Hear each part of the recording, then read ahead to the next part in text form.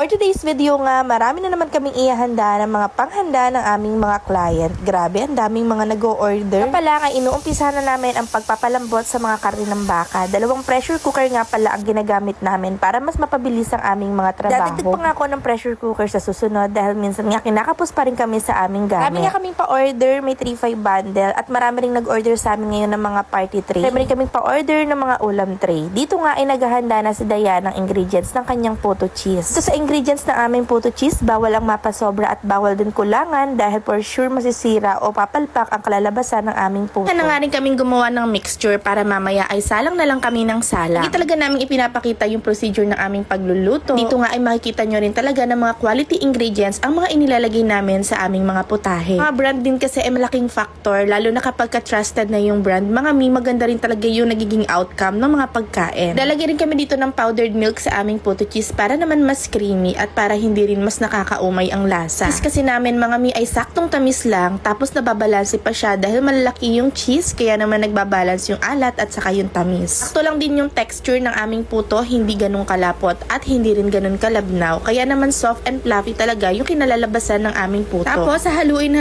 lang namin yan mga mi hanggang sa maging smooth na. Nakita nyo naman na sinasala na namin yung mga main ingredients, yung mga dry ingredients, kaya no need na nasalain pa ulit ng paulit-ulit. Nakuha ang tama at saktong timpla ng aming puto cheese ay marami rin talaga akong pinagdaanan at marami rin talagang naging palpak. May minsang hindi umalsa, may minsan naman kulang sa tamis at may minsan naman na parang ang itim-itim ng puto or sobrang tigas ng puto. Pero dahil ayaw ko mapahiya sa aming mga client ay pinag-aralan kong mabuti ang paggawa ng puto cheese, yung saktong timpla lang, yung hindi nakakaumay. Pali yung mga food namin na nire-release mga mi, may mga pinapanood din talaga akong tutorial. Hindi lang ako nakafocus sa isang tutorial, nag-explore din ako kung ano yung i-add namin, kung ano yung mas better doon sa mga pagkain. At pagkatapos nga namin makuha yung tamang timpla, ito na yung oras para i-release na namin at ipa-order sa mga kliyente namin. Sa awa naman ni Lord ay worth it naman lahat ng mga trial and error namin dahil talagang nasasarapan at umuulit yung mga client. Ang client feedback nga lang mga mi ay talaga namang masayang-masaya na kami at nawawala na ang aming pagod. Sa dami ba naman naming niluluto araw-araw? Madalas pagod na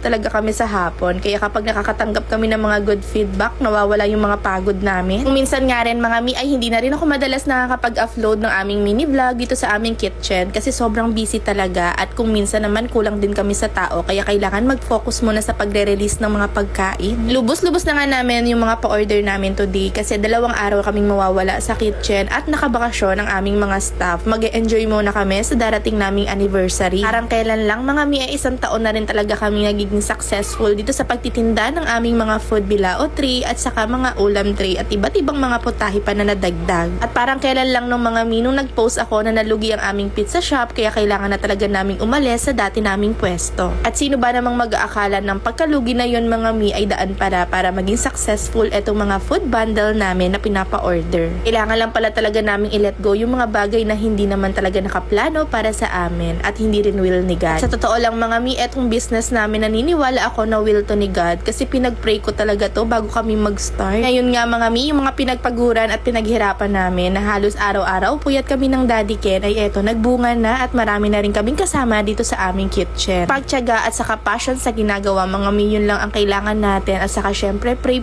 din kay Lord dahil kailangan din natin ang guidance niya. Yun nga mga mi, ang dami na naming na-build na suki, ang dami na naming na-build na mga regular customer at may mga nagre-recommend pa dito sa aming kitchen. Sarap-sarap magtrabaho kapag puro positive lang yung iniisip natin, walang kalaban, walang kompetensya. Totoo lang mga mi ay napakahilig ko rin talaga sumuporta sa mga kagaya naming mga food seller. Talagang nag-good feedback din ako sa kanila lalo na kapag masarap talaga. Anyways mga mi, tapos na nga kami sa aming mga pa-order at eto nga ay ready for booking na.